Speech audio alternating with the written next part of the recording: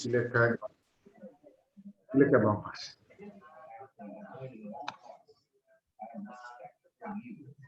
Assalamualaikum warahmatullahi wabarakatuh.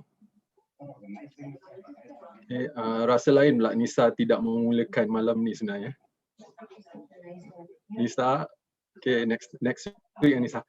Terima kasih semua yang hadir pada malam ni. Malam ni agak special sebenarnya.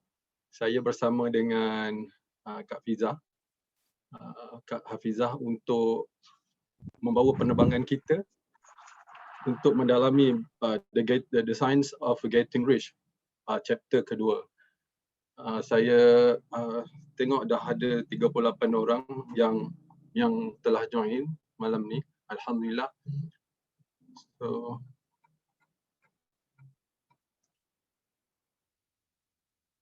okay.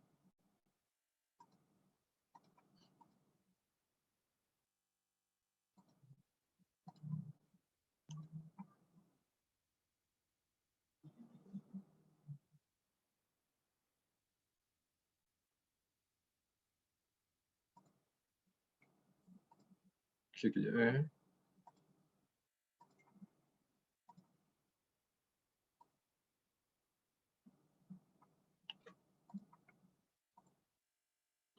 Ustaz, kalau saya nak nampak skrin macam muka semua macam mana Ustaz?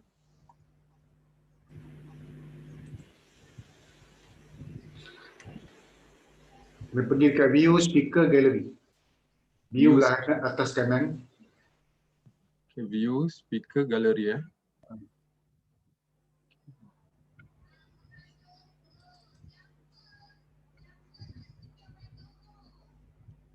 View speaker gallery. Biasa kalau share screen memang tak dapat tengok audience kecuali pakai dua device.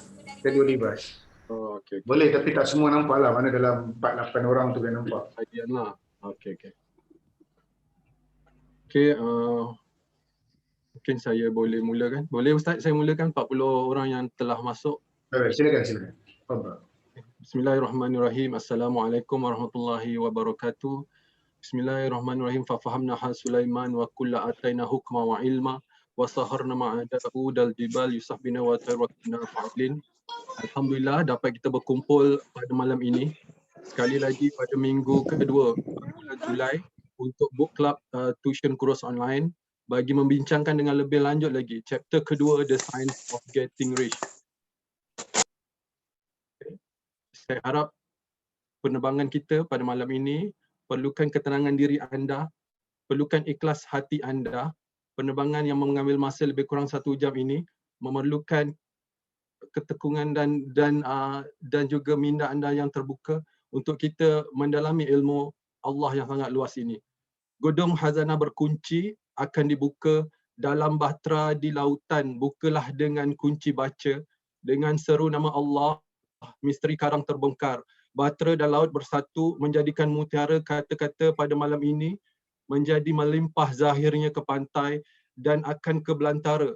Ilmu itu adalah kehilangan yang misteri. Sesiapa yang mencari pasti akan menjumpai. Hanya menjadi milik sesiapa yang menemuinya dengan izinnya. Bukankah minda anda? Penerbangan selama sejam ini memerlukan minda yang tenang, hati yang tenang, keikhlasan yang tenang. Semuanya berserah kepada Allah. Dan terimalah permulaan kata dari kami, iaitu penerbangan ini akan dibawa oleh pilot kita, Kak Hafizah pada malam ini, dibantu oleh saya sebagai kru pada malam ini. Terimalah muhasabah cinta untuk semua. Ambillah kata-kata daripada lirik yang saya rasakan satu lirik yang sangat mendalam maksudnya. Untuk kita menghayati setiap bait-bait kata-kata dalam muhasabah cinta ini.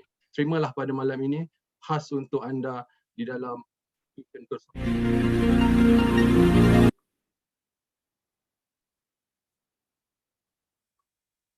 Sekejap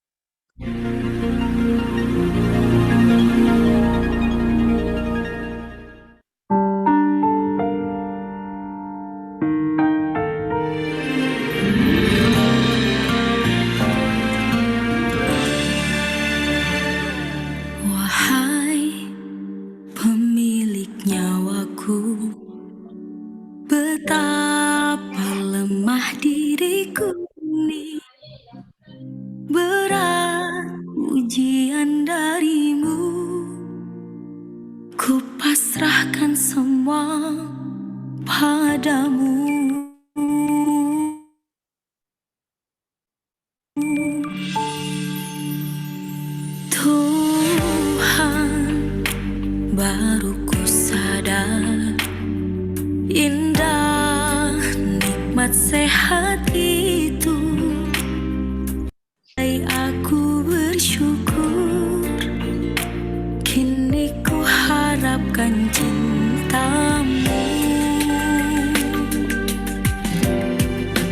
Kata-kata cinta terucap indah, mengalir berzikir di hidung doaku. Sakit yang ku rasa biar jadi penawar dosaku. Butir-butir cinta air mataku, teringat semua yang kau beri untukku. Ampuni hilaf dan selama ini ya ilahi. Muhasabah cintaku.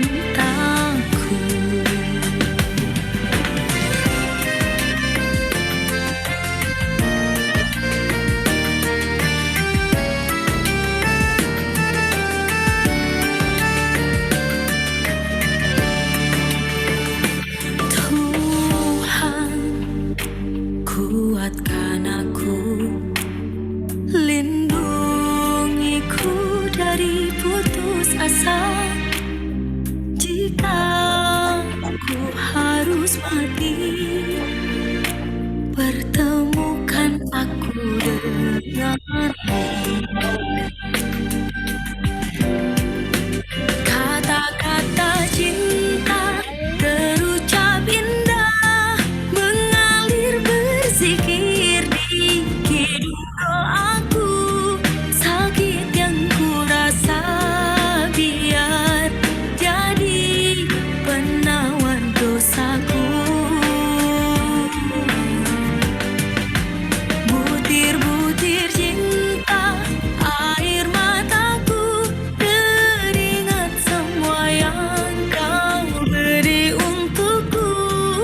Ampuni hilaf dan salah selama ini ya ilahi.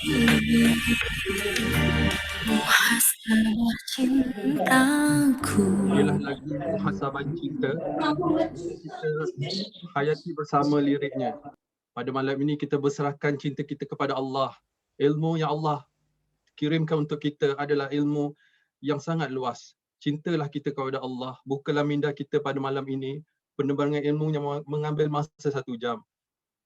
Luaskanlah pemikiran kita, tenangkan dan damaikan hati kita untuk menerima segala apa yang kita belajar pada malam ini.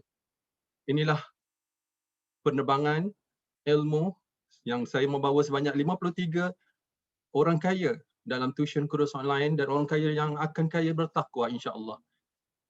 Sebelum saya meneruskan dengan book club pada malam ini, yang kepada mereka yang baru masuk pada minggu ini, saya terangkan serba sedikit chapter pertama sebelum ini. Di mana chapter pertama kita lebih fokus kepada iaitu topik the getting of rich, iaitu untuk kita menjadi kaya. Apa itu kekayaan? Kenapa Allah memberi kita kekayaan? Kenapa kita perlu kaya? Itulah chapter pertama yang telah kita bincangkan sebelum ini. Di mana kita melihat kepada tujuan kehidupan kita. Kenapa kita perlukan kekayaan adalah untuk kita melalui kehidupan kita. Setiap orang perlu memiliki segala-galanya untuk membantu orang lain. Itulah niat kita sebelum ini. Kaya untuk apa? Itu adalah chapter pertama yang diterangkan dalam The Science of Getting Rich. Untuk kita mendapatkan hak kita. Hak kita adalah menjadi kaya untuk apa? Itu yang diterangkan dalam buku The Science of Getting Rich ini. Pada malam ini adalah dibincangkan chapter kedua yang akan dibincangkan dengan lebih lanjut lagi oleh Kak Hafizah kita, yang saya rasa sesuatu yang luar biasa. Bukan senang untuk saya dapatkan Kak Hafizah untuk malam ini. Dan saya secara sukarela menjadi moderator dia untuk bersama-sama melayari penerbangan pada malam ini. So, topik pada malam ini, kita akan berfikir tentang sekiranya kita ingin menjadi kaya, apakah yang perlu kita buat? Itulah yang akan dibincangkan dalam chapter kedua ini, yang lebih fokus kepada certain way. Yang mana saya serahkan perjalanan penerbangan ini kepada pilot kita, Kak Hafizah, untuk membawa kita penerbangan yang lebih smooth dalam 1 jam ini untuk bersama-sama menghayati ilmu Allah ini. Chapter kedua, The Science of Getting Rich. Kak Hafizah, saya serahkan malam ini kepada Kak Hafizah dan akan dibantu oleh saya sebagai kru kabin pada malam ini. Sila Kak Hafizah. Okay, bismillahirrahmanirrahim. Assalamualaikum warahmatullahi wabarakatuh. Boleh dengar suara saya? Kalau boleh dengar, type 1-1. Boleh. Okay. Alhamdulillah. Tabarakallah. Okay, bismillahirrahmanirrahim. Terima kasih kepada Kapten Fazli Adnan kerana di atas pembuka pada malam ni, malam yang bagi saya duduk dalam aircon yang terasa panas. Okey, terlebih dahulu saya berterima kasih kepada founder TKO Ustaz Nur Alman dan Ustazah Khairul Asma, dan yang saya hormati orang kaya seramai 61 orang malam ni, termasuk saya dan Tuan Fazli, kan, insyaAllah, tabarakallah.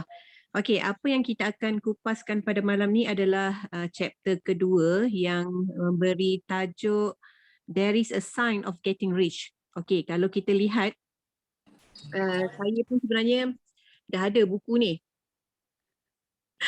Pada malam yang kita kupas pasal chapter pertama tu, saya teruja dan terus mengambil keputusan untuk memiliki buku ini. Apabila saya membeli buku ini, maka saya dilamar untuk mengupas isi kandungan pada inilah. So apabila kita tengok kepada chapter kedua ni, sebenarnya dia tak banyak. Dia punya muka suratnya, kalau kita kira ada 6 muka surat je. 6 muka surat yang akan kita kupaskan insyaAllah pada malam ini bersama-sama, kan, untuk memahamkan apa sebenarnya di sebalik The Sign of Getting Rich ni, buku The Sign of Getting Rich. So apabila kalau tuan-tuan ada buku dari segi e-book dia, kan, baru yang telah dikongsikan sebelum ni, apabila kita baca 6 muka surat ni, sebenarnya dia akan berputar-putar balik. Dia akan berputar-putar balik kepada dia punya keywordnya a certain way. Jadi saya terang saya cakaplah, buku ini bukan buku yang biasa-biasa untuk kita kupas, bukan buku yang boleh kita berfikir secara biasa-biasa. Bukan boleh fikir secara biasa-biasa macam kita baca buku motivational yang lain, kan, yang boleh kita baca sekali baca tu insyaAllah kita boleh dapat apa yang kita faham. Tapi melalui buku The Sign of Getting Rich ni, yang ditulis pada 1901 ni, penulisan yang seperti yang telah dikatakan oleh Faz sebelum ni, dia mempunyai penulisan ilmu menggunakan gaya bahasa yang sangat-sangat tinggi. Gaya bahasa yang sangat-sangat tinggi yang kita perlu fahami, bukan sekadar di kita kata surface, tapi kita kena menyelam masuk ke dalam untuk memahami mutiara yang cuba digilap ataupun dikupas oleh penulis asalnya Wallace D. Wattles ni, untuk kita terus faham apa sebenarnya yang diperkatakan, dicorekkan untuk ditinggalkan kepada kita yang sebagai pembaca. Jadi saya berharap dengan apa yang saya dah faham tentang penulisan beliau, kita dapat memahami apa sebenarnya yang dikatakan oleh penulis untuk menyatakan bahawa nak jadi kaya ni perlu ada sains di sebalik jadi kaya tu. Jadi saya minta Faz tolong kepada slide yang seterusnya untuk kita dah mula masuk kepada isi kandungan perbincangan. Faz? Tolong. Yeah. Saya tertarik dengan chapter kedua ni sebab sebagai seorang manusia yang sentiasa memikirkan sesuatu. Chapter 2 ni kalau saya lihat kepada penulisan tu tadi, dia banyak menyebut kepada certain way. Sometimes saya ni berfikir, kenapa orang tu boleh jadi kaya daripada kita? Kenapa dia boleh jadi daripada saya? Kenapa dia yang biasa-biasa boleh mendapat sesuatu yang luar biasa? So persoalan tu ditanya. Adakah dalam topik ini akan dinyatakan apa itu sebenarnya atau science of getting rich itu dibincangkan dalam chapter kedua ni? Sometimes macam kita dapat gaji. So gaji yang saya dapat tu adakah cukup untuk saya menggunakan duit tu? Adakah cukup untuk menjadi seorang yang kaya? Apa yang perlu saya tahu? Apakah itu certain way yang dinyatakan dalam chapter 2 ni? So itu yang saya tertanya Kak Fiza sebenarnya dalam penulisan penulis dalam buku The Science of Getting Rich ni Kak Fiza. Okey. Okay, Kak Fiza, saya serahkan kepada Baik, terima kasih Mas. Okey, kalau kita lihat ya secara keseluruhan dari segi paragraf pertama dalam buku chapter 2 ni kan, dia ditulis untuk menjadi kaya tu, kita sebenarnya dia ada sains di sebalik untuk menjadi kaya tu. Kalau kita refer kepada chapter pertama macam yang dalam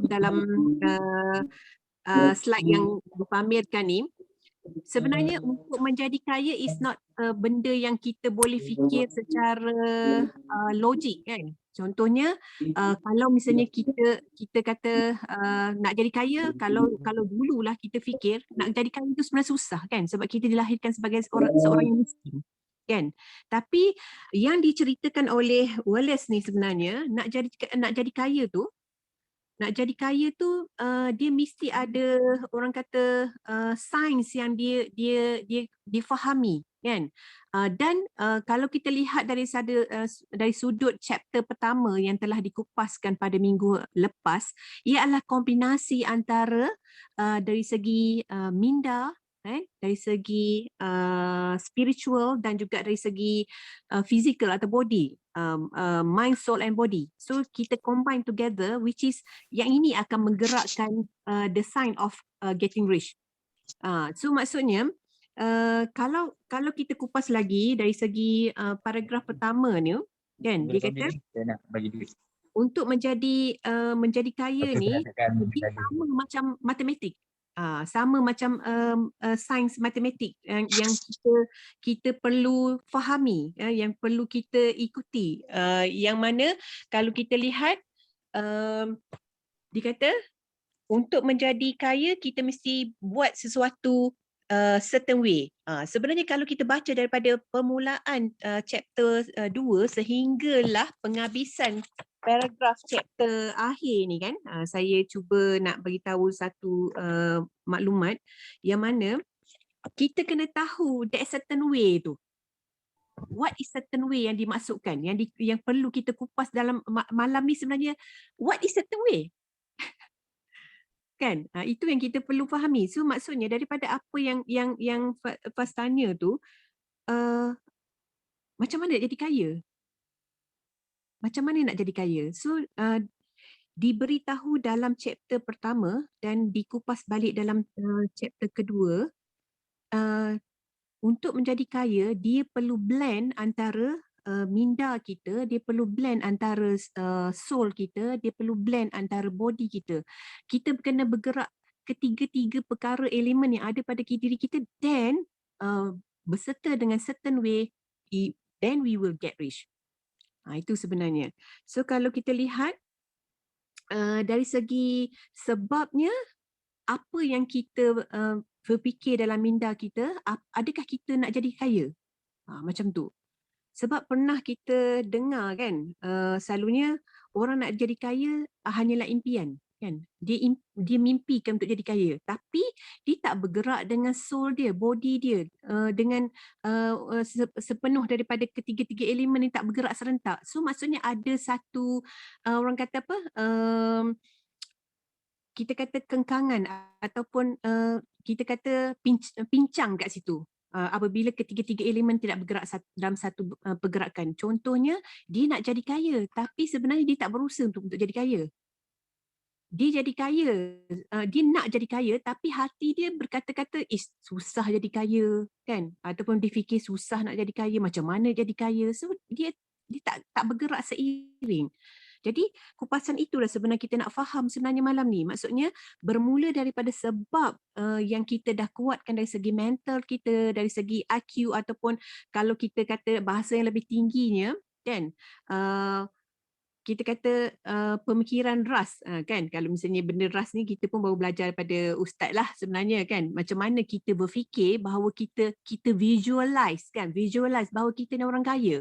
Bila kita visualize, kita nak dan kita visualize dan kita berusaha ke arah itu, diumpama kalau you all pernah tengok cerita, saya tak tahulah sama ada semua ni faham kalau saya sebut cerita The Matrix. Pernah tengok tak lakonan Keanu Reeves? Tak silap saya. Dalam cerita tu, saya nak bagi gambaran dalam cerita tu, dia diumpamakan dunia ni sebenarnya adalah terdiri daripada atom-atom. Atom-atom yang sebenarnya banyak dalam dunia ni, cuma kita tak nampak atom-atom tu. Dan apabila kita fokus kepada satu titik, ni dah berbalik kepada lagu yang Ustaz selalu pasang ni kan, berfokus kepada satu benda yang kita nak, so kita dah letakkan minda kita kat situ, kita jiwa kita memang kita nak jadi kaya, orang kata apa, kita dah fokus pada satu titik, sebenarnya kita akan nampak apa yang kita tak pernah nampak selama-lama ni. Maksudnya ras kita bergerak untuk memikirkan sesuatu yang kita nak. Maksudnya sekarang masalah kita ialah kita banyak distraction. Kalau kita tak fikir sesuatu benda yang kita nak capai kan, dalam bentuk ras kita tadi, maksud pemikiran kita yang kita tumpu pada satu benda yang kita nak, so dia akan masuk elemen-elemen yang akan menyebabkan kita tak nampak apa kita nak capai. Baru-baru ni pun saya ada kongsi artikel yang sebenarnya satu permainan yang sebenarnya saya mungkin boleh kongsi juga kat sini. Dalam perjalanan saya bersama seorang kawan saya, kita dah bosan dalam perjalanan drive kereta panjang, so kita kata apa kata kita main game kan. Saya ada share dengan Facebook saya. Katanya pakai jodoh, kereta pakai susu. Kita kata okey, kita nak dalam perjalanan dalam highway ni, kita nak nampak kereta yang ada kombinasi nombor 7, 2, 4 dan 5 saya kata kan. Tak kisahlah dia punya susunan macam mana. Selama ni bila kita tak fokus kepada apa yang kita nak, kita memang tak nampak apa-apa sebab kita tak dapat apa-apa yang kita nak capai. Tetapi apabila kita letakkan target kita untuk melihat 7, 2, 4 dan 5, sepanjang highway tu kita akan nampak nombor sama ada 2, 7, 4 dan 5 ataupun 5, 4, 7 dan 2. Dia akan bermain antara nombor 7, 4, 5 dan 2 tu. Akan bermain antara 4 nombor ni. Sebab minda kita nak tengok nombor tu wujud di jalan raya, minda kita nak lihat kewujudan di plate kenderaan yang berada di depan kita. So, kita walaupun banyak nombor, banyak kereta yang bergerak seiring ataupun setentang dengan kita akan nampak that 4 nombor yang kita dah letak dalam pemikiran kita. That is how benda yang dikatakan oleh Wallace tadi, bahawa untuk mencapai sesuatu kita kena gunakan minda kita kena gunakan kekuatan soul kita dan kita kena bergerak dengan body kita serentak. So you will get what you want sebenarnya. So itu sebenarnya yang saya rasa pemikiran pada penulisan buku ini adalah benda yang sebenarnya kita tak boleh nak tulis segalanya atas buku. Kenapa dia keep on menulis to do things in certain way, because of dia sendiri tak tahu nak explain how. Dia punya kita kata seni ataupun the science of untuk mendapatkan kekayaan tu. Dan dia boleh cakap you have to have strong mind, you have to have strong soul, you have to have a strong body to see the behind the sign behind how to get rich. Sebenarnya macam tu. So okay, itu yang sebenarnya intipati daripada sebab tu. Sebab dan juga daripada minda yang dan juga jiwa tu sebenarnya dia ada elemen-elemen lain yang akan kita kupas yang berkait dengan spiritual, macam contohnya kan kita pernah dengar bahawa Allah memberi sesuatu kepada seseorang manusia because of apa yang diperlukan. Jadi sebab itulah sebenarnya ia berkait balik dengan spiritual. Spiritual yang mana spiritual tu kita apa orang kata, kita dari segi apa yang kita nak, kita gabungkan dengan spiritual, kita hendak memberi sesuatu kebaikan kepada insan yang lain. So kita terpaksa besarkan kontena kita berdasarkan apa yang kita nak capai. Sebab Allah akan bagi rezeki, Allah akan bagi sesuatu kekayaan adalah berdasarkan kepada apa yang kita perlukan sahaja. Kalau kita contohnya macam saya kan, dulu saya tak pernah fikir pun kan bahawa nak jadi kaya tu is not because of you kerja makan gaji then you will jadi kaya. Sebenarnya kerja makan gaji tak akan menyebabkan you jadi kaya. Kerja makan gaji hanya boleh menyebabkan you hidup selesa je.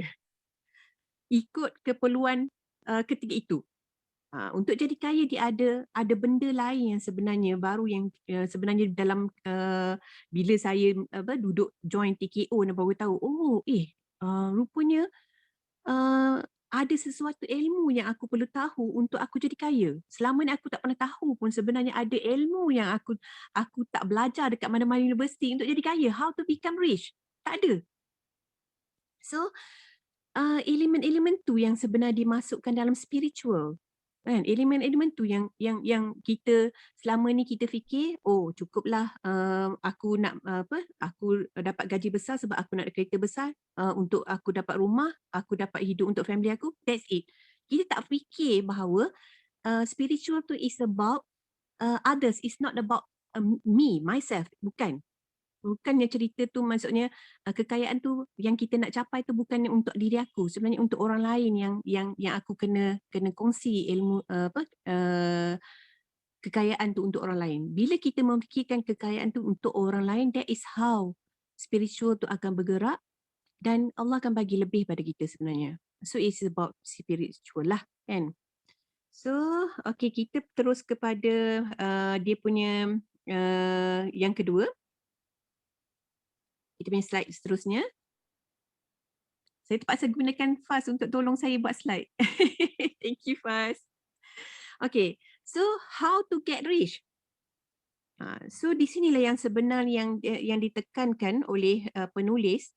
Maksudnya tadi sebab kita nak jadi kaya sebab dari segi minda, dari segi spiritual yang mana kita melibatkan mental, spiritual dan fizikal. Gabungan tiga perkara tadi yang sebenarnya setiap satu kalau kita kupaskan lagi dari segi mental, dari segi spiritual tu ada lagi benda-benda lain yang perlu kita kupas lah sebenarnya perlu dalam itu. Saya kata buku ni is not about kita hanya baca apa baris demi baris. Sebab bila kita baca baris demi baris, kita tak akan faham how to understand the whole chapter.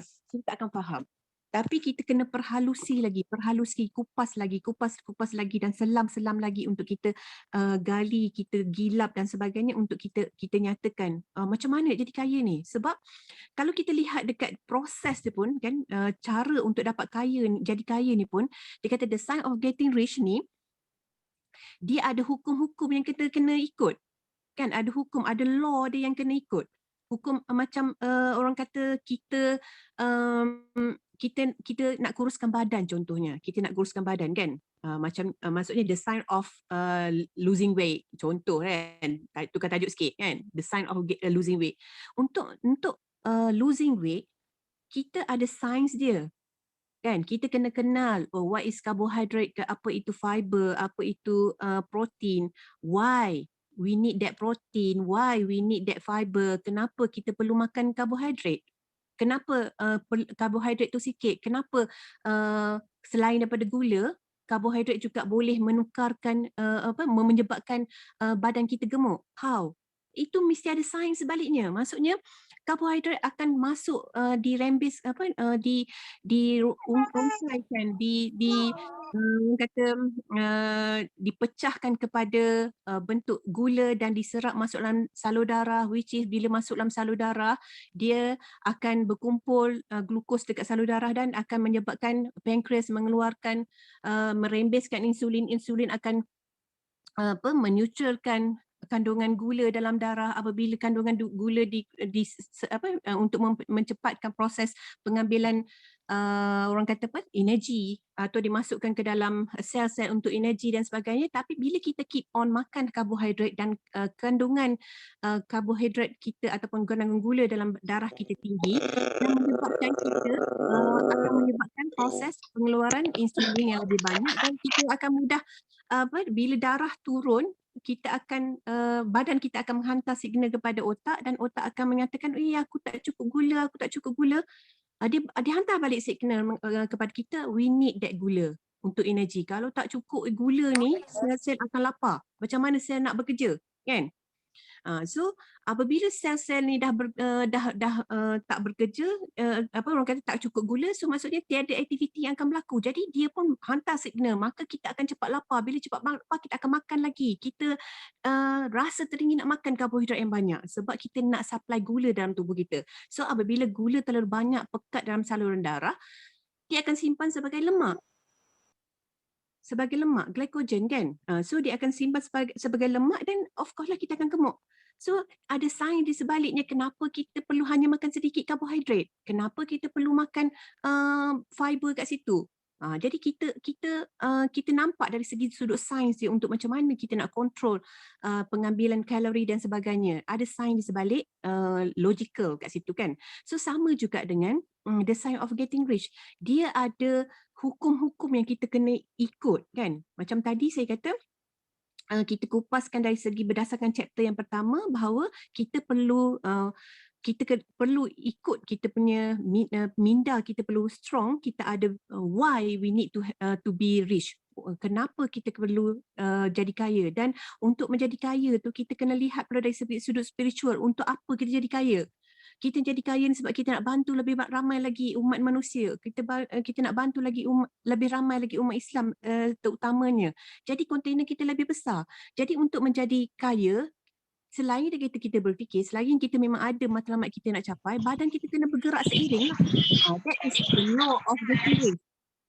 Lepas tu that law of setting, the law yang kita kena ikut tu, dia kena buat in certain way. Again, dia akan terangkan atau dia akan kupas atau dia akan minta kita lakukan. Untuk jadi kaya, you have to have these 3 elemen yang ikut hukum dan you kena lakukan certain way. Dah pening kan? Dia macam, apa certain way ni? Mesti semua duk tanya-tanya, apa certain way tu kan? Betul tak?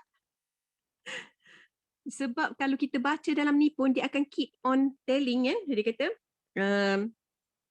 while those who do not do things in this certain way, no matter how hard they work or how able they are, remain poor. Kan?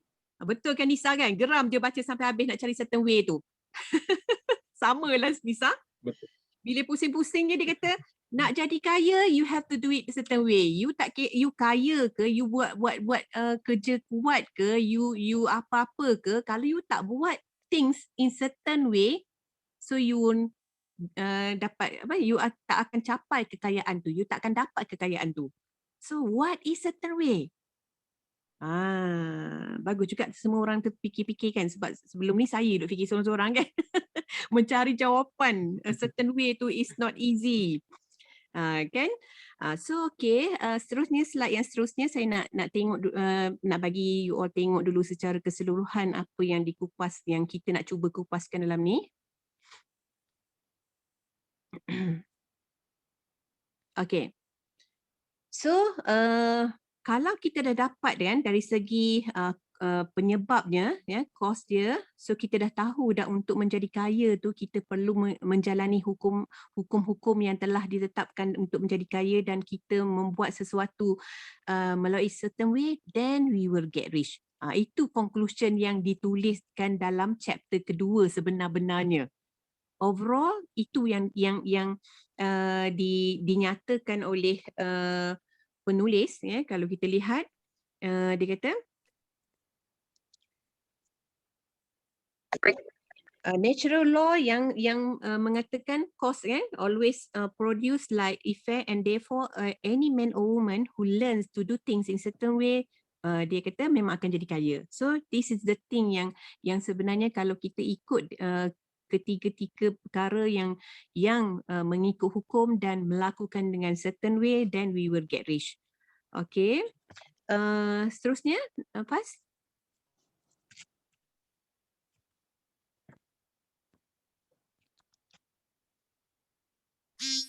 Okay. So, kalau kita lihat kat sinilah ya, kita mencari persoalan sebenarnya apa yang dimaksudkan dengan certain way. Tadi kita dah lihat untuk sebab-sebab untuk menjadi kaya, dan kita melalui proses dan kita akan jadi kaya melalui certain way. So, saya sebenarnya untuk makluman semua saya mencari jawapan kepada certain way. Malah saya Google kan apa yang diorang review tentang chapter kedua dalam buku The Science of Getting Rich ni. Saya tak jumpa. Saya tak jumpa di mana yang mengatakan apa yang dimaksudkan dengan certain way yang dimaksudkan oleh penulis Wallace ni kan. So saya cari preview dan kebanyakan pembaca dekat luar sana pun still bertanya, I would like to know what is certain way? What is certain way? What is certain way? So saya pun, Masya Allah, Tabarakallah, saya berduduk diam-diam, saya baca balik semula buku yang dituliskan oleh Wallace dari muka surat yang pertama dalam chapter 2 ni sehingga habis. Saya ulang berkali-kali dan saya berdoa, ya Allah, tolonglah permudahkan aku untuk memahami apa yang dimaksudkan dengan certain way supaya saya boleh memberi gambaran memberi gambaran apa sebenarnya kita nak cerita pasal certain way ni.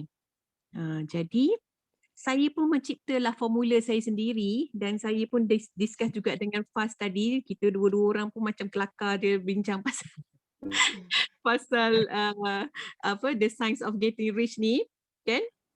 Kak Fiza, Yang bila Kak Fiza kata Kak Fiza Google, saya sendiri Google dan saya lebih fokus kepada video yang dia dah dihaskan The Science of Getting Rich tu. Yang saya cari, ada ke maksud certain way yang sebenarnya? Benda tu sangat subjektif bagi saya. So that's why tadi bila Kak Fiza kita berbincang tadi, dan teori yang Kak Fiza awak ni is amazing guys. Memang sangat amazing yang kita kena, dan ini akan ada jawapan dia. Saya macam wow, superb. Dan saya faham bila saya tengok angka, memang bila saya tengok angka ni kadang saya memang tak suka pada angka, pada matematik. Tapi teori yang petang tadi kita bincang ni sangat amazing yang kita boleh tahu, oh ini certain way yang kita boleh faham apa yang dikatakan oleh penulis tu sebenarnya. Ini memang kena fokus betul-betul guys. Memang sesuatu yang luar biasa daripada teori Kak Fiza. Okay, Kak Fiza terus kan. Seram terus. Okay, so harapnya teori yang saya diilhamkanlah kot kan untuk malam ni, khas untuk semua pendengar pada malam ni 75 orang insyaAllah. Setelah saya duduk baca balik dan saya cuba fahami apa sebenarnya intipati yang dimasukkan dengan certain way lah. Saya cuba kaitkan balik dengan kehidupan manusia kan as a whole kan. Sebab Wallace tulis ni adalah berdasarkan apa yang dia faham kan. Apa yang dia faham, dan dia sendiri tak boleh nak menyatakan that certain way tu pun. Tak boleh nak menyatakan that certain way. Apa sebenarnya yang patut kita buat? Adakah selepas A perlu ada B, lepas B perlu ada C? Dia tak bukan macam tu. Sebab bila kita baca, kita faham nama pun sains kan. Bila sains, dia akan banyak reaction. Dia banyak reaction. Kalau kita pernah belajar dalam kelas kimia pun, kalau setiap kalau asid bercampur dengan alkali dia akan jadi benda lain. Kalau asid bertemu asid dia akan jadi macam lain. So dia macam sesuatu yang tindak balas yang berbeza mengikut individu yang berbeza kan. Maksudnya the life of Getting Rich ini is about human. Kita human nak jadi kaya. So bila kita sebut tentang kekayaan, dan kita tahu manusia tu banyak dia punya background dia berbeza kan. Macam contohnya kan, background saya sendiri berbeza daripada background Faz kan. Dan kehidupan saya mungkin berbeza dengan kehidupan audiens yang ada dalam ni. Maksudnya kita melalui satu perjalanan hidup yang Allah dah tetapkan, dah lalui dengan keadaan berbeza. Tetapi dengan perbezaan tu saya lahirkan, itu that's why saya kata saya cuba jadikan dia sebagai, sebab saya kaitkan balik dengan chapter yang pertama kan. Dia kata dekat sini, there is a sign of getting rich and it is an exact science. Dia kata, an exact science like algebra and arithmetic. Algebra and arithmetic, dan dia juga mention, dia kata, once this law once this law are learned and obeyed by any man, maksudnya siapa-siapa je akan patuh kepada hukum tu, hukum dari segi sains tu. So dia kata he will get rich with mathematical certainty. So saya dapatkan keyword tu daripada perkataan arithmetic, science, arithmetic, algebra and mathematics. So saya kata apa sebenarnya dia nak cuba kupaskan berkaitan apa dengan matematik ni. So saya pun buat conclusion, saya kata okay, why not saya ambil satu numbers yang kita ada nombor ni, saya letakkan nak getting rich ni saya akan letak sebagai nombor 10. Saya bagi value kepada getting rich tu sebagai nombor 10 sebagai markah penuh yang kita nak aim. Okay, so saya letakkan bahawa kehidupan manusia tu sebagai, kalau saya tengok, kalau you all tengok dekat skrin tu, 2 campur 3 campur 5 dia tetap akan jadi 10. Kan? 4 campur 7 tolak 1 dia akan jadi 10. 6 bahagi 2 kita campur pula dengan 7 dia tetap akan jadi 10.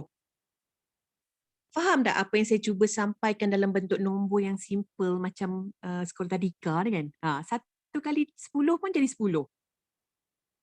Kak Fiza, Abang Jek ada komen dalam Facebook kita. Dia kata 2 kali 5 pun jadi 10. Yes, betul Bang Jek. Yeah. Pandai Bang Jek. So maksudnya kehidupan kita ni dia berbeza tapi matlamat kita satu, nak jadi kaya. Kan? Sebab kita ada emosi kita sendiri, kita ada kekuatan spiritual kita sendiri, kita ada gambaran apa orang yang kita nak fokus dalam pemberian harta kekayaan kita kelak. Kita ada badan yang mungkin kemampuan yang berbeza untuk menjadi kaya. Jadi saya cuba concludekan, tak kisahlah apa benda pun jalan yang kita lalui, kita kena patuh that law, hukum-hukum yang telah ditetapkan berdasarkan 3 elemen yang ditetapkan minda, kan? Soul, body tu untuk kita jadi kaya. Kita kena gerak serentak. So maksudnya tak kisahlah kita duduk negara Zimbabwe ke kata Ustaz. Baru tiba-tiba je kelas mengaji wujud pada bulan Lahmari kan. Zimbabwe ke, duduk kat mana ke, kalau kita faham the law of getting rich, the sign of getting rich, dan kita fahamkan juga law yang kita patuh dengan minda yang kita dah fokus, dengan spiritual yang kita dah tahu matlamat apa yang kita nak capai, dan juga body yang kita dah bersedia untuk menjadi kaya, so we will get rich. It's just the matter of macam mana kita faham teori tu sebenarnya. Kita faham. So benda ni sebenarnya yang kita akan relate balik lah sebenarnya kan, dari segi ras lah, daripada apa kalau misalnya ilmu yang lebih tinggi, psychocybernetic mechanism lah, macam mana nak lawan amigdala lah, sebenarnya itu adalah proses lah. Hukum-hukum yang berkait dalam 3 elemen tadi, dia akan wujud perkara-perkara yang berkaitan lagi sebenarnya. So maksudnya setiap orang dia akan dapat jadi kaya sekiranya dia faham apa yang dia nak capai sebenarnya, kan? Okay. Boleh faham dah ke yang teori matematik ni? Simple je kan? Alhamdulillah Rabbil Alamin. Allahu Akbar. Memang masa tu saya dengan Faz berfikir macam mana nak faham that certain way ni. Sebab kalau saya tak dapat nak kupaskan perkataan certain way dalam a proper way kan, so dia akan jadi tergantunglah chapter 2 sebenarnya. Kan? Kita boleh faham dari chapter 1 tu, tapi bila chapter 2 ni dia little bit tricky. Dia macam tricky bila kita terpaksa sangkut dengan certain way. So saya terpaksa kupas juga, cari juga apa yang memudahkan supaya kita dapat faham that certain way tu supaya boleh move on dengan next chapter mungkin minggu depan lah kan. Okay, so seterusnya. Next slide. Okay. Apabila kita dah faham dah, kita ada law, kita ada certain way yang kita dah mula faham what is that certain way, cara kita yang kita faham untuk mencapai satu-satu kekayaan. So dia menyatakan dari segi hipotesisnya, kan? Dari segi hipotesisnya, getting rich is not a matter of environment, bukan disebabkan oleh persekitaran pun. Maksudnya walaupun kita duduk macam saya duduk kat Manjung Point ni, kalau saya dikelilingi oleh orang-orang kaya daripada Desa Bayu dan sebagainya, kan? It doesn't mean bahawa aura orang-orang kaya itu akan saya serap dan saya jadi kaya. Tak semestinya. Yeah? So dia juga cakap, dia kata, bakat kan, talent kan, kalau kita lihat talent juga bukanlah hipotesis untuk menyebabkan kita jadi kaya. Betul tu Ustaz, ramai orang kaya kat Manjung tapi saya belum kaya. Belum lagi. So dari segi bakat, adakah sebab bakat kita akan jadi kaya? Tak juga kan. So dari segi kemampuan, ability, kita akan jadi kaya, atau disebabkan saving, kita ada duit, kita menyimpan, kita ada duit, kita simpan dan menyebabkan simpanan duit kita menyebabkan kita jadi kaya. Tak. At the end, yang kita simpan tu kita guna balik. Sebab duit tak cukup. Ataupun penjimatan, bukan penghematan tu, penjimatan. Kita berjimat cermat menyebabkan kita jadi kaya. Penghematan samalah ke kan. Penghematan tu ayat yang lebih tinggi Faz. Bahasa law. Biar audiens tertanya-tanya. Sorry. Memang betul. Bukan berjimat, berhemat tu betul. Okay. So maksudnya dia kata dari hipotesisnya kita duk rasa duduk kat kawasan kawasan elit ni, mesti orang kaya ni kan. Padahal kita tahu dekat Kuala Lumpur tu ada rumah setinggan di tengah kota kan. Tak kaya pun. So sebenarnya it's not that lah kan. Ada juga yang berbakat yang at the end dia jadi muflis pun kan. Dan sebenarnya kekayaan tu bukan disebabkan persekitaran, bukan disebabkan oleh bakat yang ada, bukan sebabkan ability yang dia ada, dan juga bukan sebab dia banyak menyimpan, dan bukan juga sebab dia banyak berjimat cermat. Itu yang dikonkludkan oleh penulis dalam buku ni lah kan. So dia akan berbalik lah kan. Kalau kita baca buku ni, dia akan cakap the ability to do things in certain way is not due solely to the possession of talent. Bukan disebabkan oleh bakat. For many people who has great talent remain poor. Ada bakat pun dia tetap jadi susah. Manakala yang tak ada bakat pula, yang dia kata who have very little talent get rich. Jadi memang orang yang tak ada bakat pula yang jadi kaya lah. So okay. Seterusnya.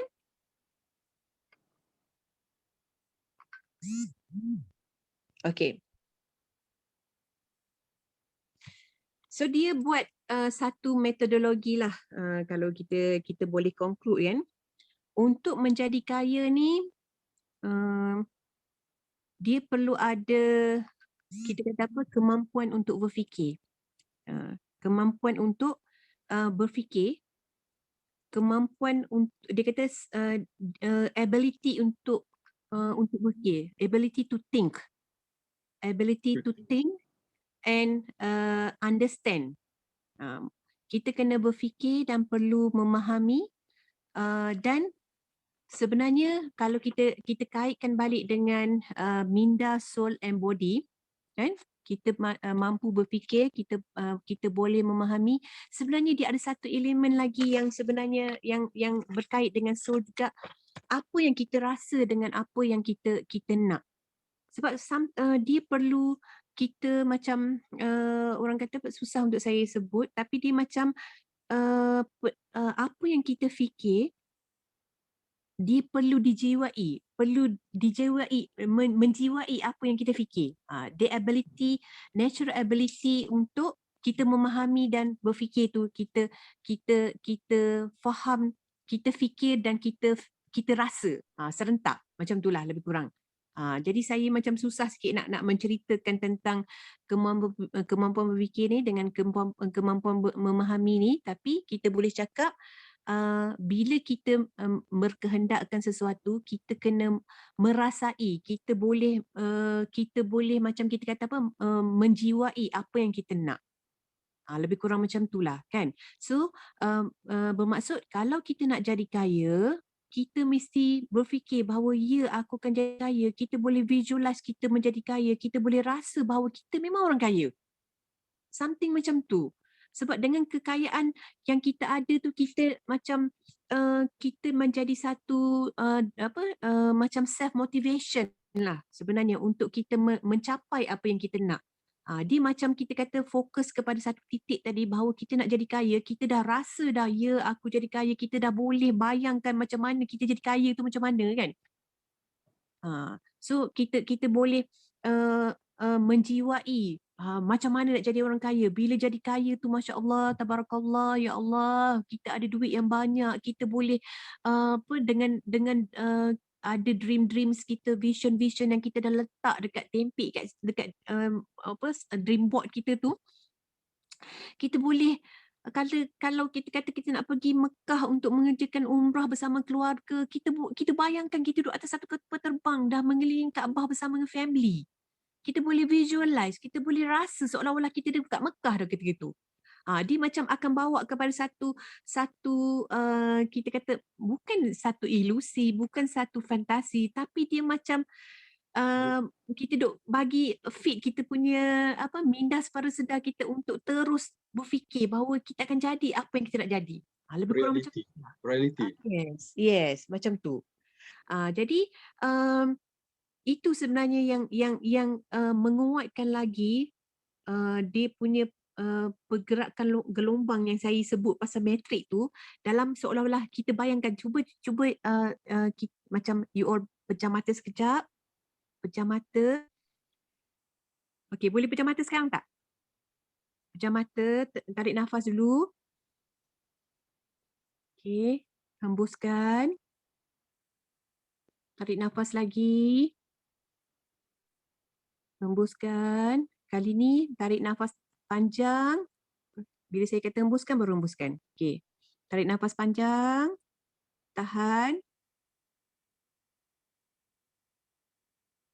Okey, kosongkan fikiran. Hembuskan. Okey, pejam mata dulu ya. Pejam mata dulu. Bayangkan dekat depan kita ni ada jaluran yang banyak dekat depan kita ni. Kan? Macam rambut-rambut yang turun lah, tapi dia dalam bentuk bercahaya, macam satu tali yang banyak jatuh kat depan muka kita, kan? Sekarang ni kita kena fokus dalam jaluran tu, kita nak mencari Kaabah. Kita nak lihat Kaabah. Kita selak jaluran tu sehingga satu ketika kita selak, kita boleh nampak Kaabah depan mata kita.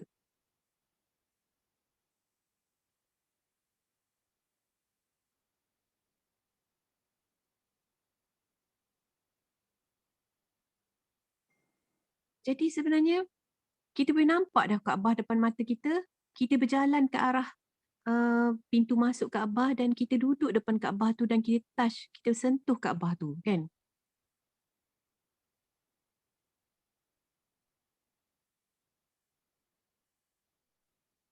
Okay. Boleh rasa tak apa yang saya cuba kita nak bayangkan dalam apa yang kita nak cuba visualizekan? Itulah sebenarnya yang kita nak rasa, kan?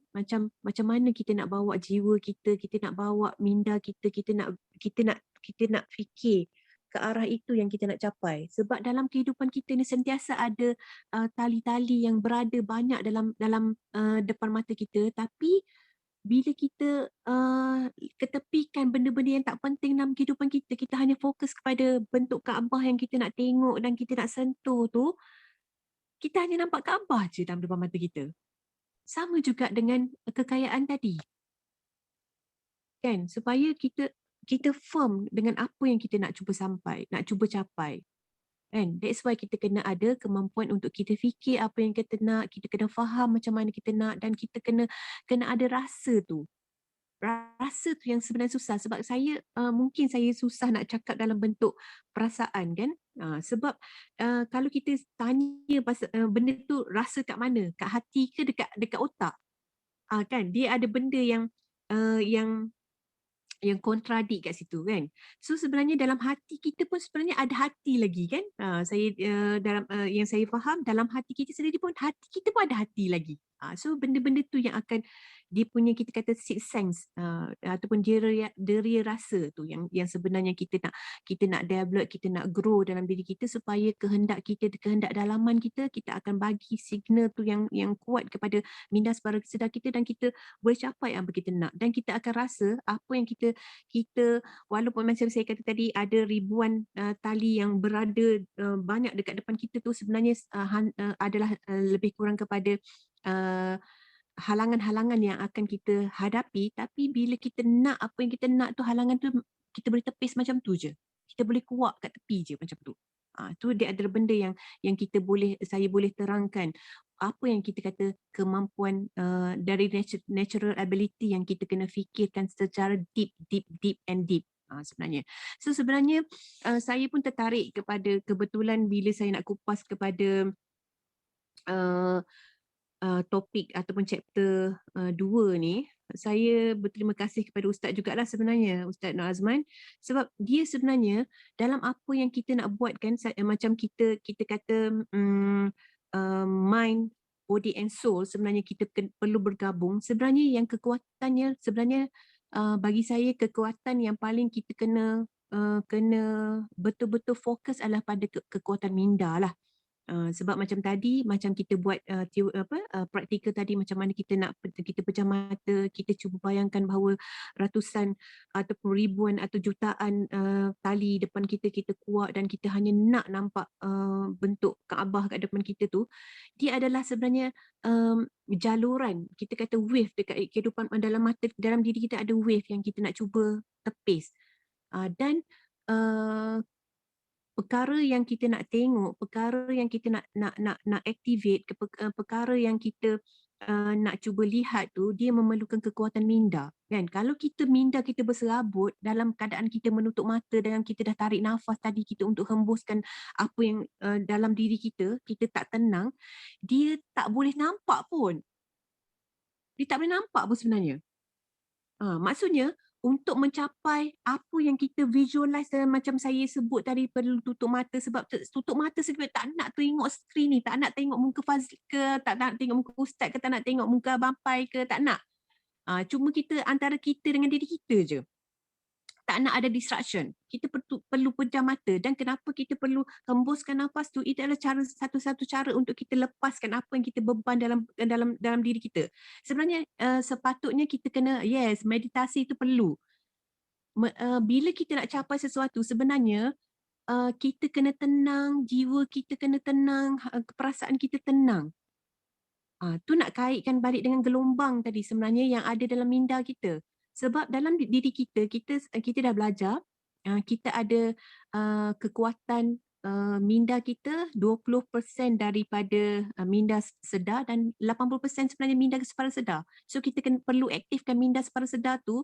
Untuk mengaktifkan minda separa sedar tu, kita perlu tenang. Ketenangan kita akan ada apabila kita dalam peringkat gelombang alfa. Apa pula gelombang alfa sebenarnya? Macam mana nak capai gelombang alfa?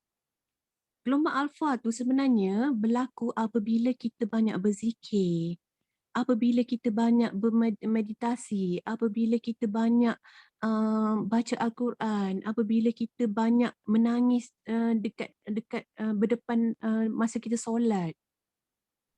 Gelombang tu akan sampai dalam diri kita. Kita tenang sebenarnya waktu tu. Bila kita tenang waktu tu, gelombang ini akan alfa ini akan wujud, sebenarnya itu adalah kalau diceritakan itu adalah di mana kita mengaktifkan gelombang alfa, dan waktu itulah sebenarnya kita boleh tenang, dan sebenarnya di saat itulah sebenarnya kita boleh menguatkan kita punya ras kita tadi, pemikiran kita, apa yang kita nak, apa yang kita nak capai. That is how. Sebab tu saya kata benda ni tak boleh nak cerita dalam ilmu yang biasa-biasa. Bukannya kita boleh baca kupasan buku tu, okay, I will do the review. Susah. So saya bila saya baca ni, saya, ya Allah, ya Tuhanku, macam mana, give me something yang macam mana aku nak ceritakan tentang, nak kupas ni buku 6 muka surat je pun. Kalau baca-baca, kalau you all baca, ada peluang untuk baca dia akan balik, to be rich you have to do certain way, to be rich you have to do certain way. Saya nak pening dah. Macam roller coaster kan. Dia macam balik-balik, dia macam balik, dia akan patah balik kan. Faz kita duk bincang kan, patah balik apalah certain way. So saya memang minta doa, ya Allah, bagilah satu kekuatan untuk macam mana aku nak kupas benda ni, sebab dia adalah ilmu yang tinggi yang memerlukan kupasan yang detail. Macam mana kita nak kaitkan itu belum lagi kita cerita tentang IQ, EQ, SQ, lepas tu delta kalau misalnya apa-apa lagi yang lain tu, sebenarnya dia terlalu tinggi sangat. Jadi saya hanya boleh kupaskan apa yang tercapai pada pemikiran saya pada malam ni, dan saya berharap bila kita masuk kepada chapter yang ketiga, kita akan lebih faham lah dengan apa yang kita nak ceritakan tentang chapter kedua ni kan, the sign of getting rich tu lah. Okay.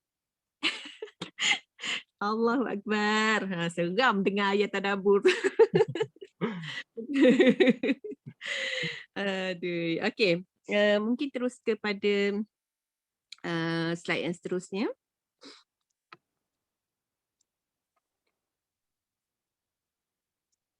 Kak Fiza, cumanya saya part ni tadi, saya terfikir tentang kita perlu menggunakan kemampuan kita untuk berfikir, iaitu thinking tadi, dan juga memahami, understand apa yang kita nak dalam kehidupan, dan digaulkan dalam bentuk natural ability tu, kemampuan alami, banyak yang dalam kehidupan.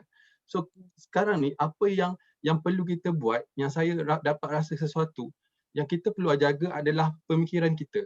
Sometimes pemikiran kita ni memikirkan sesuatu yang bukan ada bisikan kata, ni bukan rezeki aku untuk jadi kaya. Kenapa aku nak jadi kaya? Usaha mana pun tak kaya-kaya pun aku. Benda tu kadang berbisik dalam diri kita. Itulah yang bila Kak Fiza suruh kita pejam mata kita, benda itu adalah pemikiran kita. So that's why certain way ni, atau dalam bahasa Malaysia dia adalah kaedah tertentu, cara tertentu untuk kita kawal minda kita, untuk kita kawal dan faham apa kehendak kita. Kalau kita fikirkan sesuatu, yes, aku nak kaya disebabkan apa? So kita fahamkan keseluruhan metodologi yang ditulis oleh penulis Wallace ni tadi. So benda tu kita akan dapat kawal everything, ras, dan kita boleh melawan apa pemikiran negatif dalam pemikiran kita. Ataupun kadang-kadang kita fikir, macam saya berfikir, saya ada gaji, kita ada duit gaji yang saya sebut tadi. Gaji aku terlebih daripada yang cukup. Kenapa aku nak jadi kaya? Tapi kita dah bincang dalam part 1 tadi. So kita kata kita nak jadi kaya adalah untuk membantu orang lain. So bila Kak Fiza dia terangkan tentang certain way ni, dia dah sampai topik metodologi ni, baru kita dapat lihat bahawa the science of getting rich, daripada kemampuan untuk berfikir, memahami, understand apa yang kita nak, dan natural, kemampuan alami ni kita perlu betul-betul mendalami. So barulah kita akan dapat apa sebenarnya objektif ataupun tujuan untuk kita mendapatkan kekayaan tu tadi. Itulah yang dipanggil the certain way yang kita sebut tadi. Sesuatu cara tu. Apa cara tertentu yang kita boleh guna untuk jadi kaya. So untuk mencapai sesuatu tu, inilah metodologi yang saya dengan Kak Fiza bincang, ya Allah, apa benda ni sebenarnya. itu betul bila kita duduk dan kita berbincang, sebenarnya benda ni satu yang tinggi. Saya kata kat Kak Fiza, kalau saya membaca buku undang-undang, membaca buku law yang tebal-tebal tu, saya punya interpretation, saya kena tahu apa itu golden rule dalam sesuatu penulisan. Saya perlu interpret macam mana, adakah interpret secara terus ataupun interpret secara dalaman kita memahami. Tapi dalam penulisan 6 muka surat tu, yes Kak Fiza, saya setuju. Certain way dalam tu saya tak jumpa. Dan Kak Fiza bawa kita malam ni untuk memahami certain way yang memang kita kena faham betul-betul apa sebenarnya yang kita nak. Itu yang metodologi ini perlu kita ingat dalam mind kita, dalam minda kita, dan kita gunakan kaedah pemikiran kita, kaedah pemahaman kita, dan kita berserah kepada keseluruhan alami. Yang alami itu yang tadi Kak Fiza cuma terangkan surface, IQ, EQ itu semua tak diterangkan. So 3 poin ini, dan kita kawal kepada mind, soul and body, baru kita akan dapat sesuatu yang luar biasa apa yang kita nak. Ini baru chapter 2 guys. Chapter 2. Okay Kak Fiza, saya boleh teruskan? Okay, saya kebetulan masa Faz Kak Fiza? ya. Dengar? Okay, ketika Faz tengah bercakap tadi, kebetulan Allah bagi ilham lah satu lagi mungkin cara yang untuk yang paling mudah untuk kita faham tentang natural ability ni, yang kita nak kaitkan dengan minda, kita nak kaitkan dengan soul, kita nak kaitkan dengan body, kan? Sebagai contoh yang kita bayangkan, ya, kita tengah berjalan seorang diri, tiba-tiba kita dikejar oleh anjing gila, kan? Jadi apa yang kita rasa bila anjing tu kejar dengan taring-taringnya ni, kan? So kita akan rasa, Masya Allah, sebenarnya kita ni bukannya jenis macam apa orang kata nak bukannya atlet ke yang nak berlari dan melompat sebagainya, tapi dalam keadaan situasi yang terdesak macam tu, yang kita rasa nampak, kita rasa ya Allah takut, macam mana nak selamatkan diri, kita akan lari sekuat-kuat hati. Dan kalau misalnya ada halangan dekat depan kita pun, kita akan pastikan bahawa kalau misalnya pagar tu tinggi, kita akan boleh lompat pagar tu. Sebab kalau dalam keadaan yang biasa-biasa, kita memang tak boleh pergi.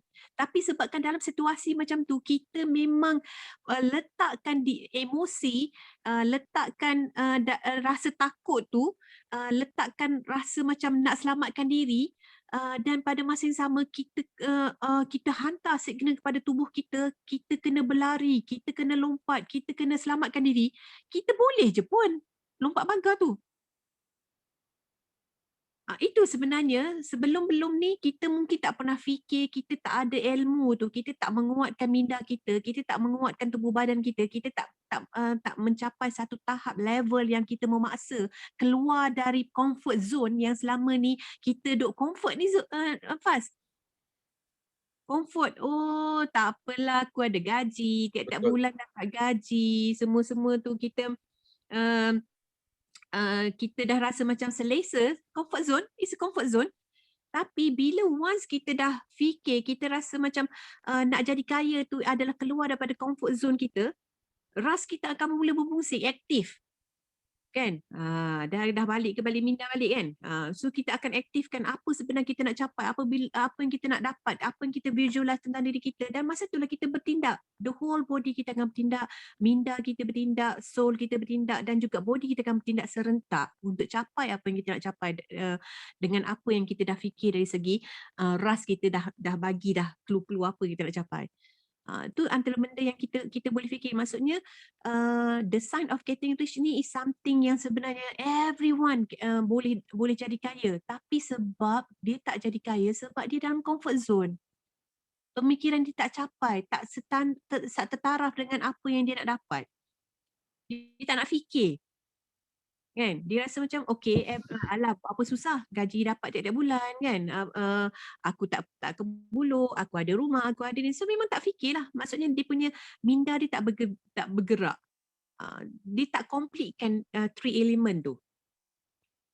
Sebenarnya yang mungkin boleh membantu dari segi pemahaman, kan, dari segi apa yang kita bincangkan pada topik malam ni lah. Okay? Boleh, Faz?